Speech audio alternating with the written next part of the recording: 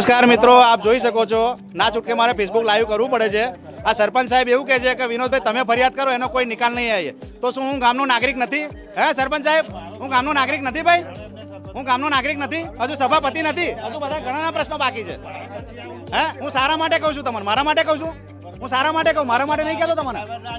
હું મારા માટે નહીં કહેતો તમને, હું સારા માટે કહું છું. તમે એક કામ અઠવાડિયું 15 દાડા ચલાવો, તમે પંચાયતના પૈસા બગાડો એટલે ચલાવી લેવાના મારે? ના ના, તમે એક કામ અઠવાડિયું ચલાવો, તમે પંચાયતના પૈસા બગાડો એટલે મારે ચલાવી લેવાનું? અરે પબ્લિક કહેતા પણ તમે એક લીકેજમાં એક અઠવાડિયું કરો તમે. હા તે એ પૈસા પબ્લિક ના બગાડવાના? બગાડો કશું વાંધો નહીં.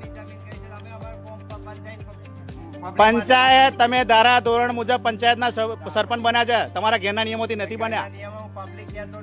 પબ્લિક કહે છે ને તમને, તમે અત્યાર સુધી આટલી બધી અરજીઓ મંગાવી, તમે 6 મહિના, આજે 6ઠ્ઠા મહિનાથી 12મો મહિના, કેટલી અરજી તમારી?